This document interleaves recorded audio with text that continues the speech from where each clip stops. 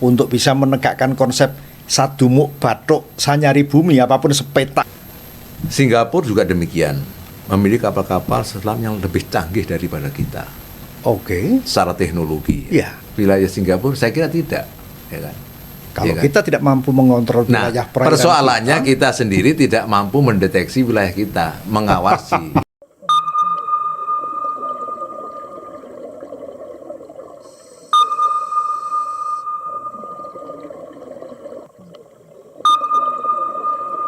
Halo sahabat Indonesia, salam sehat. Bersama dengan saya Mulyanto, ini kita ngobrol bareng tentang dunia kapal selam dalam bingkai Beyond Submarine. Saya kehadiran seorang tamu yang bukan tamu biasa. Banyak hal yang dapat disampaikan, banyak hal yang dapat kita dengar terkait dengan apa yang kami obrolkan. Beliau adalah Laksamana Muda TNI Purnawirawan Teguh Prihantono. Bagaimana obrolan kita? Ikutilah bersama saya. Selamat datang di studio. Baik, terima kasih Pak Mulyanto. Mudah-mudahan juga bisa memberikan pencerahan atau memberikan sedikit wawasan kepada rekan-rekan pemirsa semua. Baik, terima kasih. Tentu apa yang perlu kita obrolkan kali ini tidak lepas dari pengalaman Pak Teguh, penugasan di kapal selam, kemudian juga penugasan di TNI Angkatan Laut pada khususnya. Juga lebih-lebih pada obrolan kali ini terkait dengan persoalan lingkungan strategis yang ada di kawasan Asia dan bahkan juga Indo-Pasifik. Tentu tidak lepas dari pengalaman penugasan Pak Teguh di kapal selam maupun di luar kapal selam. Cukup lama Pak ya di kapal selam penugasan Pak Teguh? Alhamdulillah saya masuk tahun 1987. Kurang lebih ada pendidikan seperti pada umumnya para teman-teman semua yang masuk kapal selam. Saya angkatan 22. Saya berdinas hampir plus minus sampai 13 tahun. 14 tahun. 14 tahun.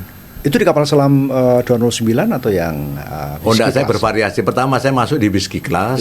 Kemudian kebetulan juga ada tour of area sehingga atau tour of duty sehingga bisa berdinas di Cakra maupun Nanggala. Tapi waktu di Whiskey Class juga berkesempatan untuk operasional menyelam gitu Pak? Kebetulan pada saat itu ya posisi atau kondisi Whiskey Class itu sudah masuk dalam, kalau konsepnya itu sudah end of life ya. Jadi sudah sekian puluh tahun dinas di TNI AL dan kita nggak tahu berapa tahun di Soviet. Nah, tentu juga secara teknis ada beberapa kondisi yang sudah tidak bisa memenuhi persyaratan-persyaratan tertentu. Tapi kami sempat mencoba untuk tes, ya ada sedikit kendala lah. Nah, tapi itu jadi pengalaman kami pada saat itu. Demikian Pak. Kemudian setelah di kapal selam penugasan Pak Teguh di mana aja itu Pak? Setelah dari satuan kapal selam ini ada agak unik ya. Saya terakhir itu Pasarmat Sasal pada saat itu dan saatnya adalah mantan Kasal Laksamana Suparno. Saya agak kaget pada saat saya ditunjuk sebagai Wadan Mentar Umum di Magelang. Di Magelang? Iya. Saya kaget, wah ini ada apa ini kan? Tapi saya juga berpikir bahwa wah ini mungkin ada penugasan lain. Tapi kemudian ada surat perintah saya itu dianulir untuk dipindahkan ke Komandan Korsis di AAL. Nah di situ kita juga merefleksi bahwa pada saat ya maklumlah kita dulu kan orang teknik ya. Guyonya itu jarang nyemir sepatu kan gitu kan. Jarang nyemir sepatu, akhirnya kita harus berada di depannya para siswa-siswa yang habis lulus dari AL yang saat itu adalah programnya 3+1 di mana setahun kita bimbing. Nah disitulah dari situ kemudian bersyukur juga tiba-tiba ada kesempatan untuk tes atas pertahanan, kemudian bisa lolos, alhamdulillah, dan saya juga kesempatan untuk dinas di luar negeri sebagai atas pertahanan di salah satu negara ASEAN. Filipina. Di Filipina. Itu Pak. Saya kira ini penugasan yang di luar konteks profesi Korps Pak Teguh ya. Betul. Tetapi itu merupakan satu kesempatan untuk berinteraksi dengan istilahnya dunia lain, karena Bapak mau tidak mau itu masuk dalam komunitas intelijen, saya kira itu ya. Betul Pak. Betul Pak. Baik. Itu. Pak Teguh, kalau kita berbicara soal perkembangan lingkungan strategi, tentu kita harus mencermati tentang fenomena-fenomena yang ada di kawasan Asia Tenggara. Betul. Bahkan kalau kita jujur saja mengatakan bahwa Indonesia juga masuk di dalam satu wilayah yang kita sebut sekarang ini adalah Indo-Pasifik. Dan tentu kita harus intens melihat perkembangan-perkembangan yang sifatnya adalah dampak dari menggeloranya semangat Indo-Pasifik itu sendiri. Apa yang Pak Teguh bisa katakan dengan fenomena yang di wilayah Indo-Pasifik ini, Pak? Baik, sebelum masuk kepada apa yang ditanyakan Pak Mul, saya mencoba untuk menggiring kepada apa itu yang kita lihat adalah balance of power. Balance of power, ya. Balance of power di kawasan. Jadi kira-kira 20 tahun terakhir ini ada pergeseran. Pergeseran tentang kekuatan militer atau keseimbangan kekuatan yang ada di Asia Pasifik. Ada beberapa yang seperti dulu USPECOM itu mereorganisasi Indo-Pasifik 2018. Demikian pula China muncul sebagai salah satu great power di wilayah ini. Pemain baru. Dan juga menurut para pakar itu bahwa wilayah ini, wilayah Asia Pasifik itu juga menjadi salah satu titik yang namanya masuk dalam kategori global flashpoint. Titik-titik yang menjadi persoalan akan menimbulkan dampak keamanan internasional. Berpotensi ke arah sana ya? Betul, sangat. Ini berpotensi. Ini menjadi salah satu pertimbangan keamanan kalau para pakar itu melihat posisi Asia Pasifik. Nah dari situ kita melihat bahwa sampai kapan bahwa ini akan selesai. Tapi kita tidak bisa bicara di situ bahwa kita harus memiliki alertness, kewaspadaan bahwa ini harus disikapi oleh negara-negara yang berada di ASEAN khususnya bahwa ini harus mampu dilihat dari kacamata satu diplomatik, diplomasi. Kedua juga kita harus membenahi. Masing-masing tentu membenahi kemampuan defense, defense untuk menjaga kedaulatannya. Karena bagaimanapun kedua negara ini mau nggak mau, khususnya China dan Amerika Serikat, ada di situ Laut Cina Selatan. Ini menjadi salah satu di mana titik pertemuan yang dalam tanda kutip itu adalah untuk selalu menaikkan tensi ketegangan, kan? Di kawasan Asia Pasifik. Dan itu tidak salah itu adalah kebijakan politik luar negeri Amerika. Kemudian juga China juga melakukan seperti itu atas kepentingan nasionalnya mereka. Tentu kita juga harus memiliki cara berpikir, perspektif bahwa ini juga kita harus bukan masuk di dalam ketegangan itu. Kita harus menyiapkan diri baik-baik, ya kan? Nah kebetulan juga mungkin teman-teman di Kementerian Pertahanan dan di TNI juga sudah melihat ini sesuatu yang harus diantisipasi. Itu Pak, mungkin yang sederhana seperti itu. Perang Dunia Kedua maupun Perang Dingin itu kan dua kutub yang secara fisikly masih jaraknya jauh dengan kawasan Asia Tenggara, Pak ya.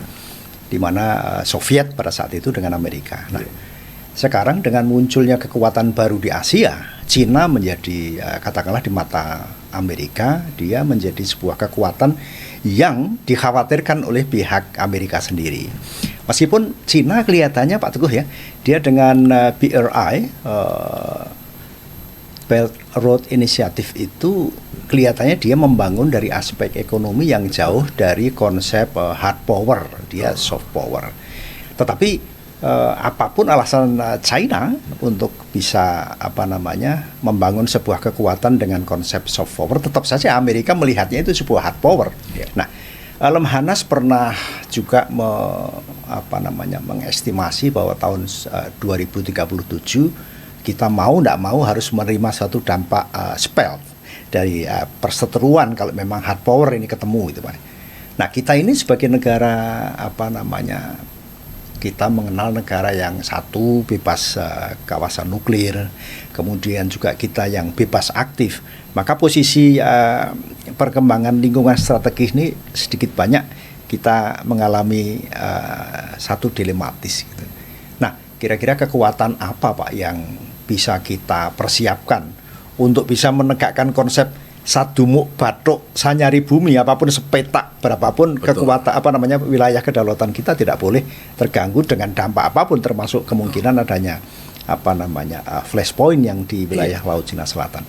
Kira-kira pembangunan militer kita untuk bisa tetap mempertahankan deterrent effect ini arahnya kemana kita Pak ini?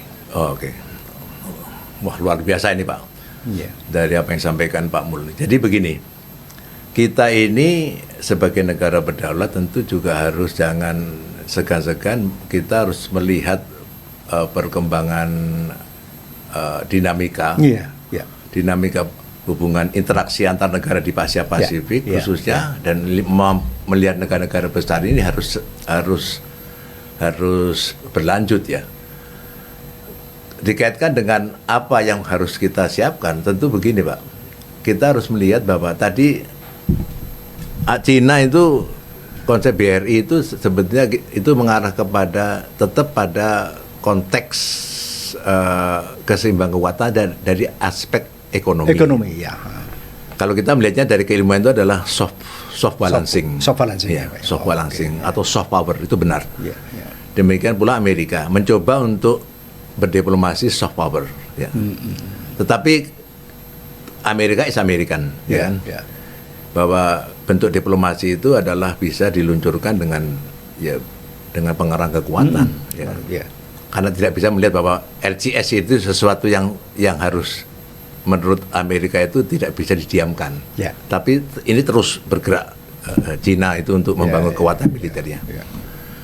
Nah, keterlibatan negara-negara yang berada di kawasan itu tentu kita harus, yang seperti saya sampaikan tadi, itu harus menyiapkan diri Pak. Jadi bagaimana kita membangun kekuatan, kemudian kita harus meningkatkan peran diplomasi, dan yang lebih penting lagi kita harus meyakini bahwa konteks regional ASEAN itu ada beberapa hal yang harus kita jaga, kesepakatan-kesepakatan itu. Mestinya kita harus kalau kita mengurus di wilayah ASEAN, kita harus melihat apa itu kembali kepada prinsip-prinsip ASEAN. Action based lah, betul, ada 7 prinsip. Kemudian kita melihat treaty yang kita sebut tadi CNWVSZ, untuk area bebas nuklir. Ini harus kita jaga. Harus jaga, dan biasa bahwa ASEAN itu selalu mengedepankan dialog. Baik yang nuansanya multilateral, kemudian bilateral, ini harus kita tegakkan. Nah, tapi kita harus punya yang lebih spesifik lagi. Tentu kita jangan terus kita mempercayakan bahwa itu cukup. Kita harus mampu menjaga kedaulatan kita, dan kita harus mengembangkan blueprint desain sistem pertahanan yang strategis. Kalau ini kita tidak punya itu, mohon maaf Bapak, tentu kan produk atau tampilan industri pertahanan itu menjadi salah satu kekuatan national power. Betul sekali. Itu kan yang mampu dilihat negara asing. Jadi misalnya kalau kita harus memiliki misalnya sesuatu senjata yang memiliki deterrence. Deterrence kalau zaman dulu, kalau ketegangan masih perang dunia atau sampai dengan Cold War itu, mereka bicaranya yang diseimbangkan kekuatan itu adalah bicara nuklir. Itu senjata strategis. Mau nggak mau mereka mengukur, kalau saya membuat 5 silo, saya 6 silo, 7 silo dan sebagainya. Yang kekuatan 1 megaton, sana 2 megaton, 3 megaton. Ini kan jadi persoalan. Kan? Sebetulnya tujuannya bagus, yaitu untuk meredam, untuk saling mengingatkan kita jangan perang, kita damai saja. Tapi susah kan. Di sisi kita mau damai, tapi mereka membangun kekuatan. Nah kan. Tapi ini bisa kita juga contoh gitu, untuk kawasan ASEAN ya. Jangan kita terus melihat bahwa gampang, kita tergantung Asian base saja kan gitu kan. Kita tergantung kepada kesepakatan itu. Tapi kenyataannya ya, kita kalau melihat kembali kepada flashpoint tadi, Cina itu atau beberapa negara itu sekarang sedang mengembangkan kekuatan strategis bawah laut yang bertenaga nuklir. Apakah itu kapal selamnya, apakah itu membangun sebuah missile sub-launch ballistic missile yang berkekuatan nuklir. Nah ini kita juga mikir, ya kan? Kalau itu dipegang oleh Presiden Korea Utara, ya kan? Ya kan, terus salah pencet terus larinya ke kita kan, kita juga. Jadi ini kan hal kecil ya, mungkin itu bersifat joke ya, guyon, tapi itu menjadi kewaspadaan kita. Ada langkah-langkah diplomasi mungkin bisa di kita, tapi kita harus menyiapkan apa itu senjata strategis. Mungkin Kemhan maupun teman-teman di Kemhan, para pejabat di Kemhan atau TNI udah memikirkan apa yang strategis, menjadi faktor deterrence, ya kan. Dan mungkin kita hanya katakanlah kita harus memanfaatkan industri pertahanan ini mampu menciptakan sebuah senjata-senjata yang mampu memberikan dampak kepada internasional. Apakah teknologinya, ya kan, di situ. Itu yang muaranya kepada terciptanya sebuah dampak deteren atau daya tangkal itu, Pak ya. Iya. Nah, sekarang kita bicara soal Indo-Pasifik yang dulu istilahnya Pasifik saja. Itu banyak negara yang memiliki pantai berbatasan dengan Samudra Pasifik sisi barat, Pak. Maka kalau kita berbicara soal itu, maka sesungguhnya yang dominan kalau saya melihat barangkali adalah dominannya kekuatan militer di laut. Artinya kita berbicara soal sistem pertahanan negara di laut, gitu, Pak. Nah, kita sama-sama tahu bahwa deterrent effect itu untuk kekuatan laut sekarang ini masih berada di keberadaan seberapa jauh kekuatan kapal selam angkatan laut di negara kawasan itu. Nah, kita sebagai komunitas yang pernah mengawaki kapal selam, kira-kira bagaimana Pak kekuatan kapal selam yang di wilayah Asia Tenggara menyikapi soal fenomena baru di Indo-Pasifik itu, Pak Teguh? Baik, terima kasih. Ini agak unik ya, di negara Asia Tenggara itu tiba-tiba beberapa negara itu membangun atau merencanakan pembangunan kapal selam atau meningkatkan kemampuan kapal selam. Dan lebih unik lagi bahwa sejarahnya itu memang jauh dari negara kita ya. Kita tahun 1959. Artinya sekian puluh tahun yang lalu kita sudah mulai kapal selam itu. Kalau kita lihat Singapura itu tahun 1980 sekian, kemudian Malaysia di era-era belakang. Era belakang, Pak. Nah, itu.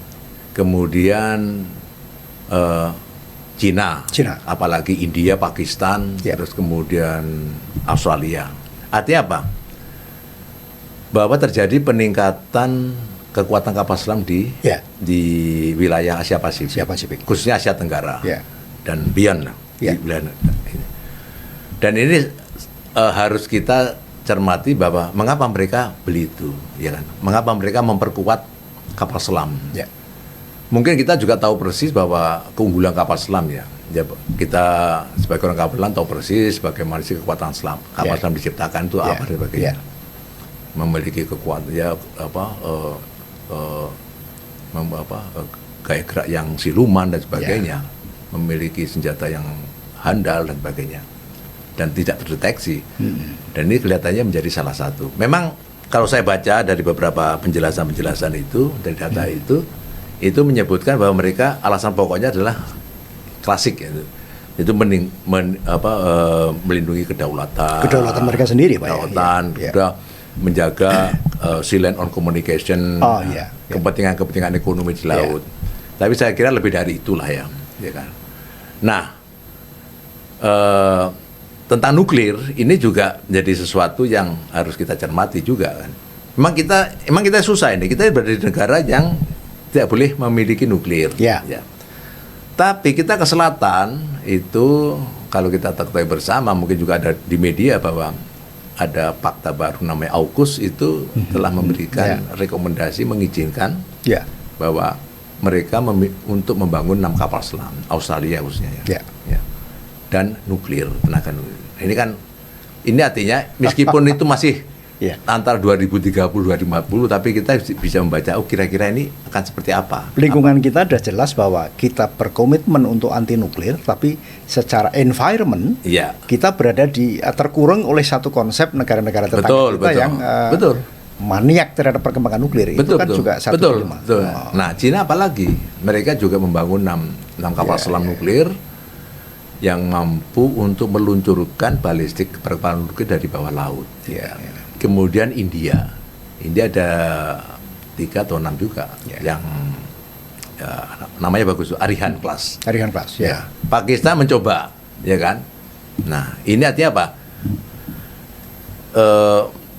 Petanya ini di wilayah Asia Pasifik ini, khususnya di luar Amerika itu sudah kita dikelilingi negara-negara yang memiliki kemampuan nuklir. Oke, gitu kan. Itu sebuah realita. Realita, Pak. Ini fakta, Pak. Fakta. Jadi kita tidak bisa berkilah dengan itu bisa kita selesaikan dengan nggak bisa. Nah, Singapura juga demikian, memiliki kapal-kapal selam yang lebih canggih daripada kita. Secara teknologi. Vietnam, mereka mereka milik 6 kilo kelas. Betul. Kalau salah mereka punya kilo itu, Pak. Iya, kilo kelas itu. Thailand demikian juga, dari Cina juga. Filipina yang secara kekuatan anggaran negara untuk beli kapal selam juga mungkin masih tanda tanya.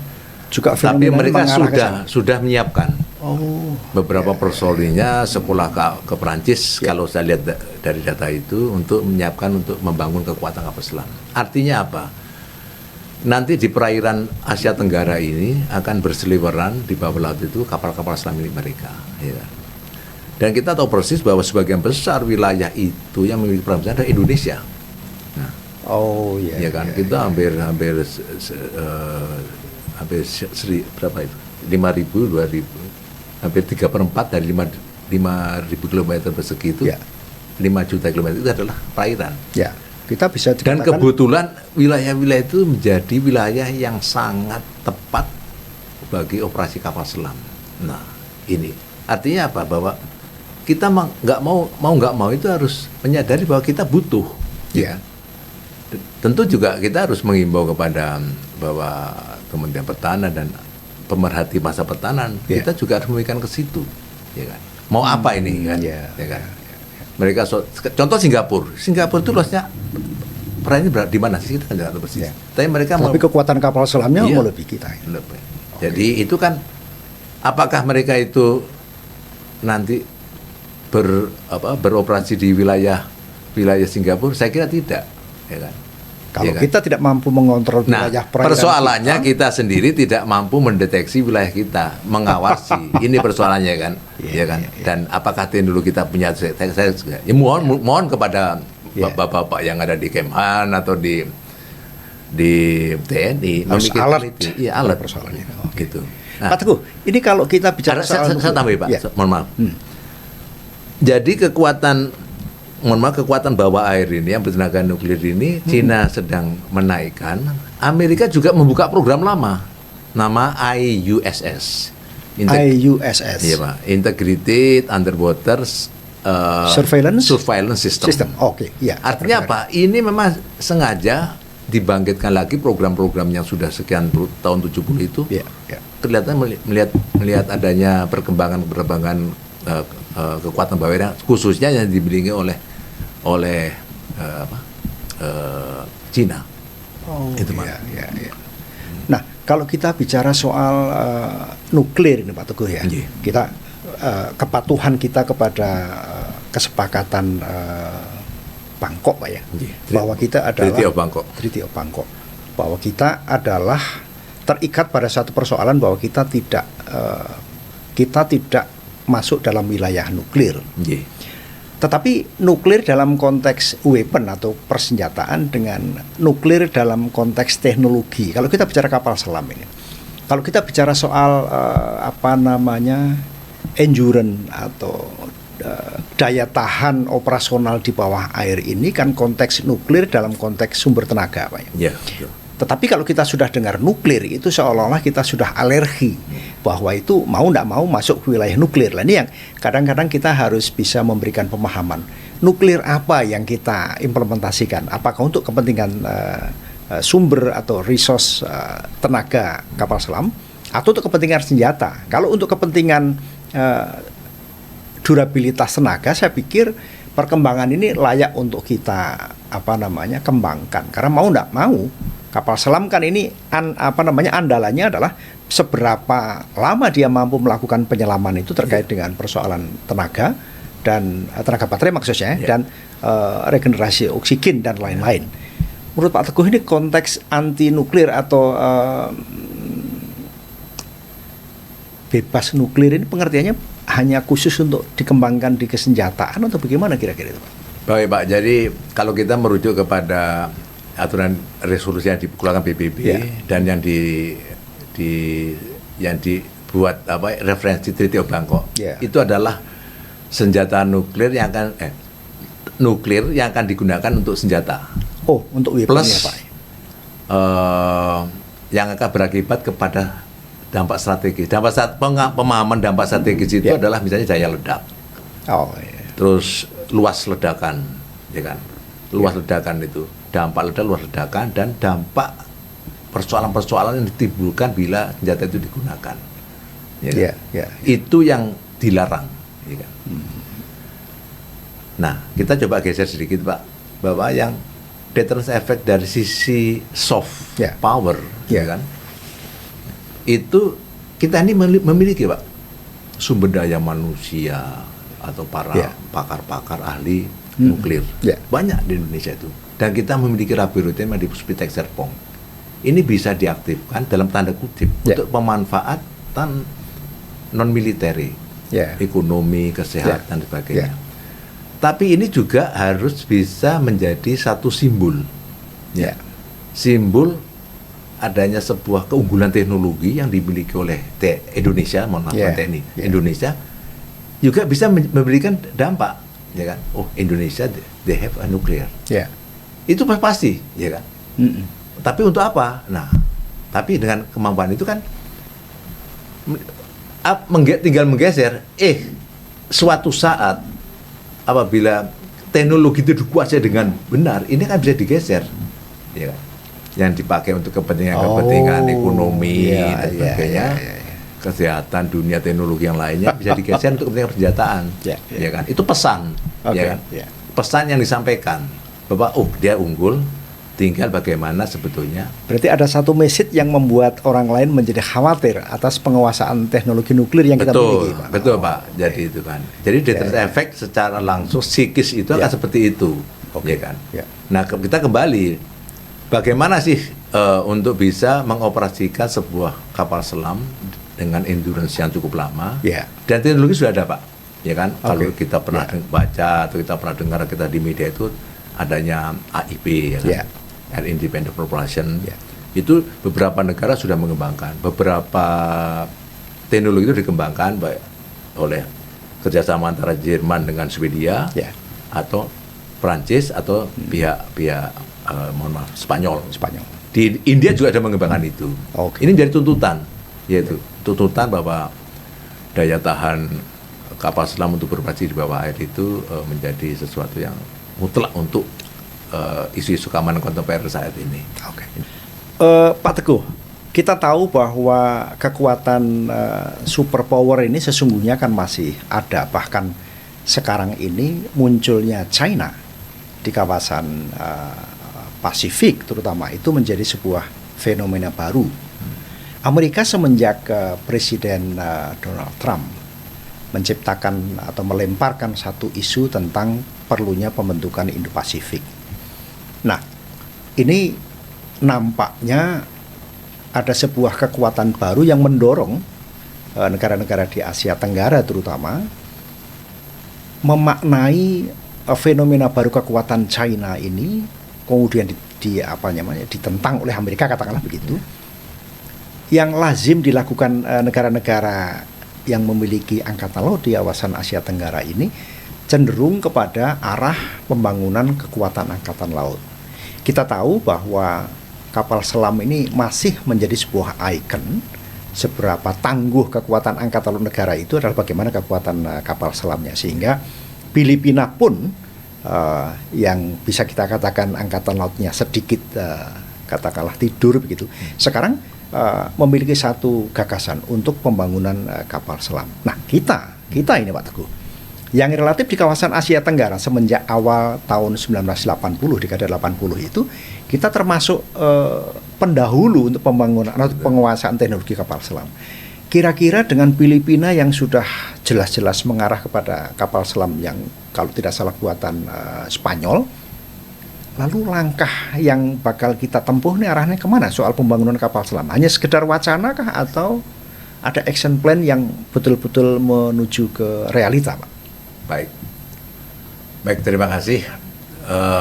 Ini pendapat pribadi saya. Oh, iya. Jadi begini, kita melihat dulu realita bahwa kekuatan kapal selam ini ditulis oleh beberapa pengawat militer internasional tentang pergeseran balance of power, kekuatan balance of power di Asia Pasifik.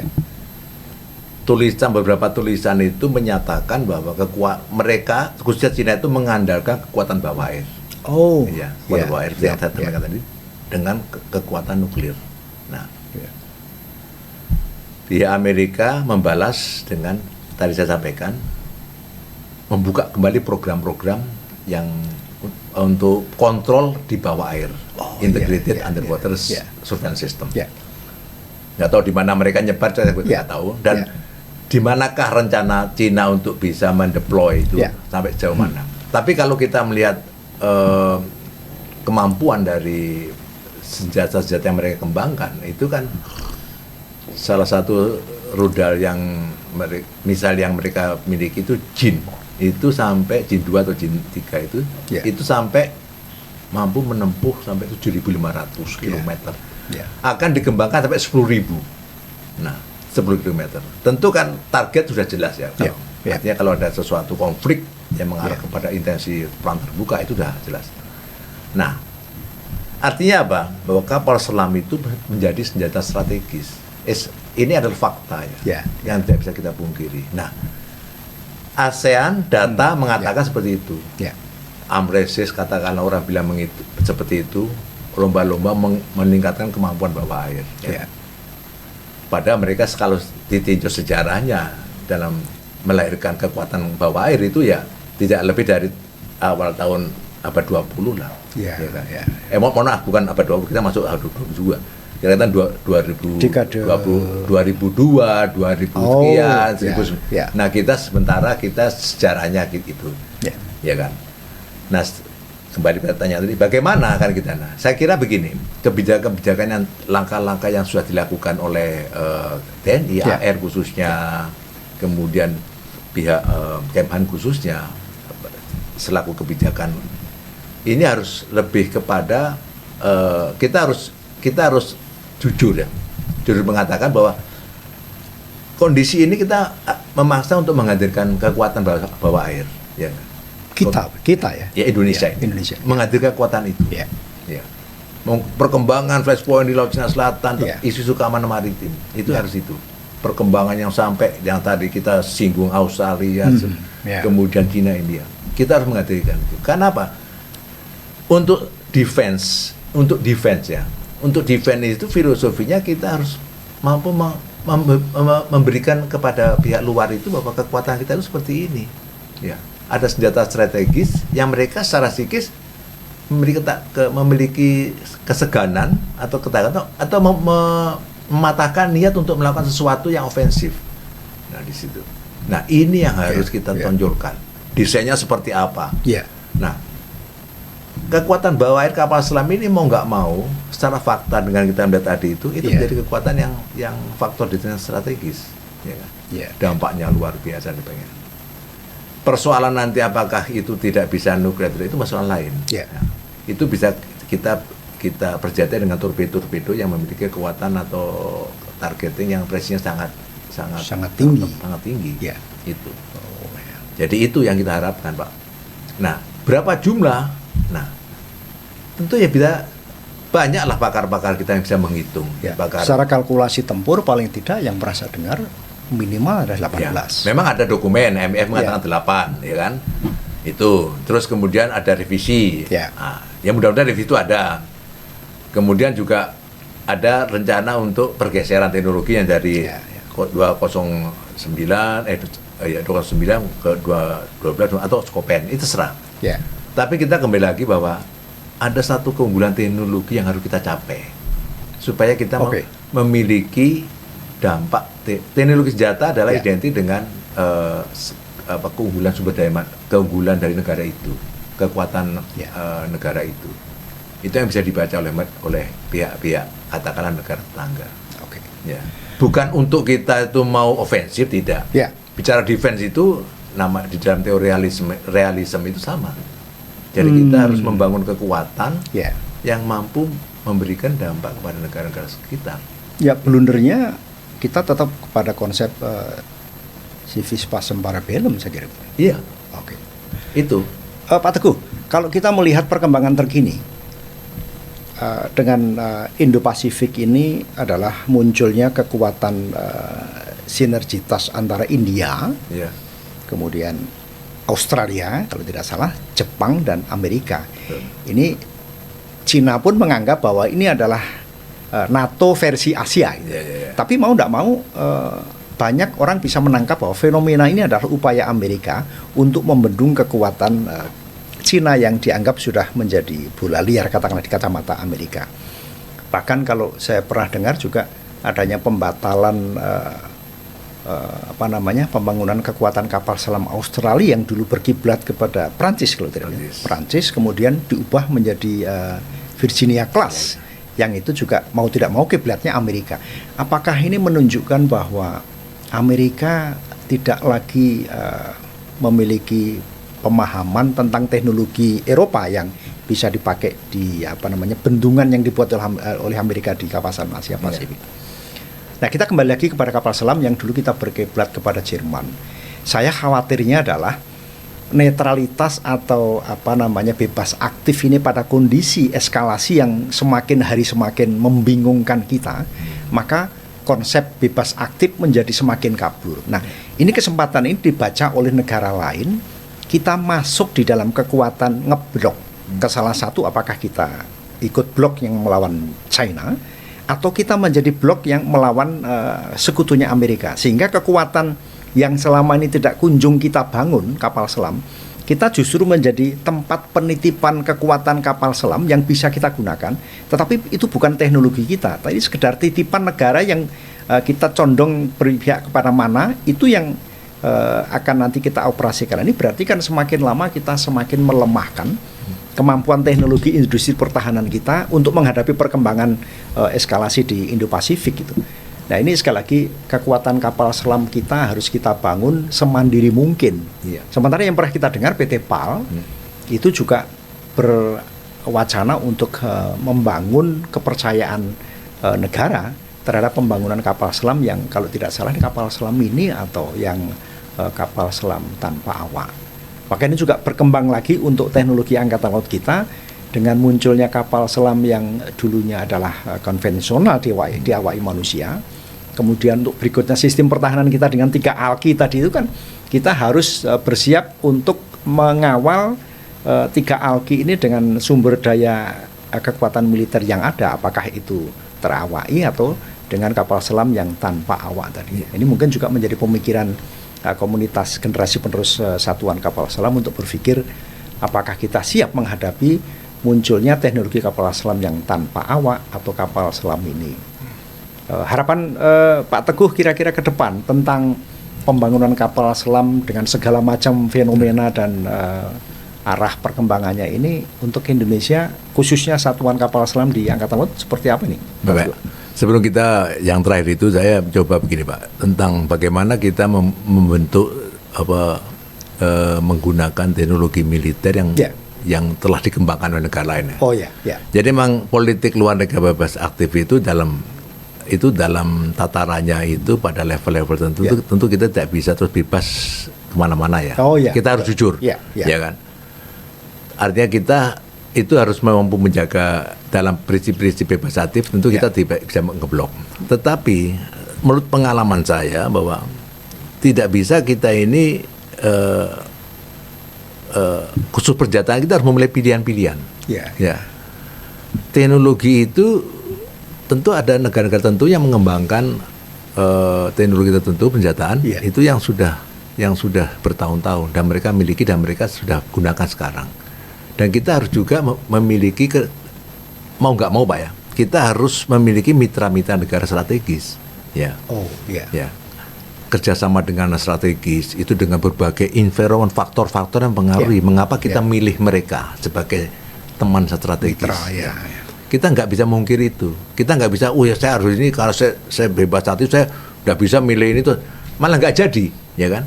Kita harus jujur bahwa negara yang unggul di bidang ini mana, ya kan? Kita cari itu, ya. Kita pilih itu, ya. Sehingga kita tidak terombang-ambing, ya. Di mana-mana kita pasang. Nah, ini dalam rangka untuk memudahkan. Ini menurut pandangan saya ya. Pandangan saya memudahkan kita melakukan transaksi atau pembelian senjata di luar. Atau kita dalam rangka transfer of teknologi, ya kan. Itu kita harus punya pilihan-pilihan. Tapi mitra strategis dan ini kebijakannya berada di Kemhan. Ya, kebijakan ini. Betul. Tentu saja. Dan terakhir itu bagaimana kita sebetulnya untuk bisa menjaga kedaulatan gitu Pak. Dengan di sektor bawah air ya. Kembali lagi bahwa ada teknologi lain, ya kan? Luasnya wilayah kita ini tentu kita harus mampu menggunakan teknologi surveillance. Ya, betul sekali. Teknologi surveillance sudah dikembangkan di negara-negara maju. Kita akan agak unik ya bahwa kedaulatan kita ini yang membroadcast itu justru pihak lain. Ya kan? Kalau kita bicara sektor laut, kadang-kadang yang membroadcast tentang masalah keamanan pelayanan di laut, Ombai misalnya, itu malah pihak lain. Ini kan justru kan kurang tepat gitu kan? Kita harus memiliki sarana-sarana surveillance dan pusat-pusat data yang bisa mengolah itu, dan ini memiliki nilai. Indonesia itu wilayah kita yang tadi disebut Pak Mulyanto dari Alki 1 itu mampu kita broadcast keluar menjadi sesuatu yang memberikan dampak positif pada negara kita. Misalnya negara sahabat akan melewati itu, dia otomatis dia akan bisa melihat karena pemanfaatan teknologi informasi.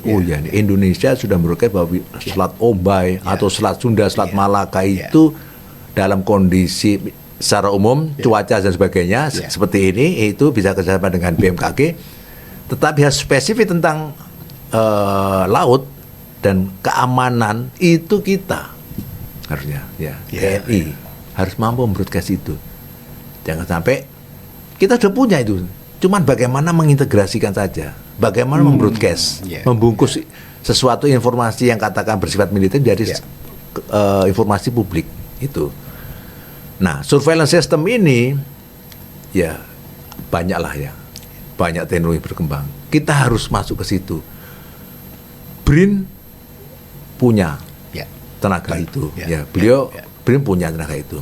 Tapi BRIN juga belum bisa membuktikan bahwa apa yang mereka riset itu bisa digunakan, diaplikasikan di lapangan. Tapi mereka punya kemampuan itu. Saya lihat, saya pernah berkunjung, saya lihat beliau-beliau di sana itu adalah kita nggak mungkiri keilmuannya ya. Tapi sayang butuh integrator, butuh kerjasama, ya kan?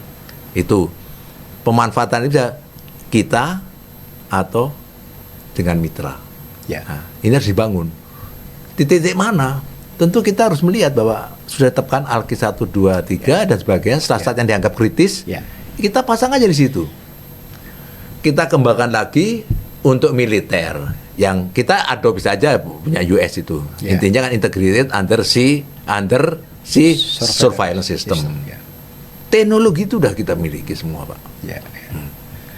Jadi kita bangun pagar hydropon di beberapa tempat itu untuk memberikan data real time, ya kan? Ada pembangunan fisik, kita pasang data yang real time. Itu memberikan ketenangan, keyakinan bahwa Indonesia, kedaulatan Indonesia itu betul-betul terawasi. Kita nggak bisa kalau ada istilah-istilah dalam di AL itu Darto itu radar moto kan, ya kan? Atau report by WA group kan susah kita kan, ya kan? Nah, atau masih dengan cara-cara human intelligence. Gunakanlah alat-alat itu. Kita investasi sejenak ya di alat-alat itu di beberapa tempat, tapi kita akan memetik buahnya bahwa luar negeri itu akan percaya, internasional percaya bahwa Indonesia mampu mengawasi kedaulatan dengan benar. Buktinya apa? Bahwa wilayah tertentu yang menjadi concern kalau kita itu memberikan memfasilitasi internasional untuk melewati Alkitab itu ada jawabannya, Pak, ya kan? Ya mohon maaf, mereka mereferensi dari Singapura. Nah, satu titik Singapura mampu memberikan keyakinan ke dunia internasional. Kenapa kita tidak bisa? Silent communication, he get the information from Singapore. Keliru, ya kan? Ini yang harus kita geser, Pak, ya kan? Kalau Singapura maju, ya terserah mereka punya teknologi. Nah, kita harus geser ini. Kita harus sayang. Terserah yang mau mengawali siapa, tapi yang jelas perangkat-perangkat itu kita punya. Ya. Kemudian kalau kapal selam ya saya ulangi tadi bahwa bukan terus kita kesempatan emas ya Bapak. Bahwa negara-negara kiri kanan juga begitu, kita harus mampu mengimbangi. Ya gitu, itu aja Pak, mungkin yang dari pendapat kami. Dan partisipasi dari dunia universitas, akademi, sangat kemudian lembaga-lembaga yang intens terhadap dunia pertahanan. Ini menjadi tidak kita nafikan bahwa mereka harus menjadi bagian itu Pak. Karena bagaimanapun pemikiran-pemikiran itu jangan terus seolah-olah bahwa tentang masalah kapal selam, tentang masalah pertahanan itu hanya milik kementerian tertentu atau orang-orang tertentu. Ini sudah menjadi milik negara. Negara ini butuhkan pemikiran-pemikiran yang dikeluarkan dari atau kajian-kajian ilmiah yang dikeluarkan oleh lembaga-lembaga itu. Universitas Pertahanan juga sudah melahirkan beberapa sumber daya manusia yang memahami itu. Kemudian ITS, demikian Universitas Indonesia, ITB, yang memiliki teknologi, basic teknologi untuk membangun industri pertahanan. Ya, ini juga menjadi pertanyaan kita. Artinya mereka diberikan ruang untuk mengekspresikan kemampuan dan keterampilannya. Ya, ekspresi itu kan kayak seniman, nggak bisa dibatasi Pak, ya kan? Nggak bisa kamu pakai tahun anggaran ini selesai nggak bisa. Kita harus loss, tapi fokus, ya kan? Kalau loss celaka kita kan. Dibatasi nggak bisa, ya kan? Sesuatu yang sifatnya kreativitas betul, dan inovasi itu berkembang tanpa batas waktu. Betul, ya kan? Karena itu jiwa mereka di situ, riset mereka di situ. Nggak bisa membatasi. Nah ini perlu, perlu bagaimana ya? Mungkin ada negara itu sudah bisa memikirkan itu. Itu Bos. Sesuatu hal yang tidak dapat kita pungkiri adalah sumber daya kita yang di perguruan tinggi itu tidak dapat kita tampik bahwa mereka adalah human resource yang memiliki pemikiran-pemikiran strategik sesungguhnya. Tetapi kita ini kadang secara kultural masih dibatasi egoisme tadi, yang seolah-olah ilmu kemiliteran dan sistem pertahanan itu milik kementerian tertentu. Padahal di dalam lingkup Kementerian Pendidikan itu sendiri juga tadi saya katakan banyak generasi-generasi kita yang sekarang ini menempuh pendidikan di fakultas tertentu yang konteksnya kepada sistem pertahanan negara juga sangat potensial. Dan BRIN saya kira menjadi leading di dalam konteks untuk mengimplementasikan research sesuai dengan kebutuhan sistem pertahanan negara laut khususnya. Dan itu saya kira tergantung bagaimana BRIN memiliki satu sistem manajemen yang bisa merangkul semua perguruan tinggi yang berpotensi kepada sistem pembangunan. Katakanlah kalau sekarang kita tidak mampu mengawal bawah laut secara fisik dengan kekuatan secara kuantitas jumlah kapal selam yang banyak, saya kira kita bisa melakukan satu surveillance seabed surveillance di titik-titik atau choke point yang itu berpotensi sangat efektif untuk mengontrol lalu lintas laut yang ada di wilayah kita. Pak Teguh, terima kasih atas kehadirannya, dan kawan sahabat Indonesia, demikian perbincangan singkat kita dengan seorang Laksda TNI Purnawirawan Teguh Prihantono. Banyak hal yang dapat kita simpulkan, banyak hal yang dapat memberikan inspirasi kepada kita bahwa lingkungan strategi yang ada di Indo-Pasifik sungguh sangat memancing kita untuk mampu menunjukkan inovasi kita terhadap perkembangan sistem pertahanan negara, khususnya di laut, terkait dengan persoalan pembangunan alutsista yang ada di tempat kita. Agar kembali satu mu batuk sanyari bumi. Secengkal tanah di wilayah tanah air, kedaulatan Republik Indonesia harus kita pertahankan. Kita akan ketemu di lain kesempatan dan salam sehat.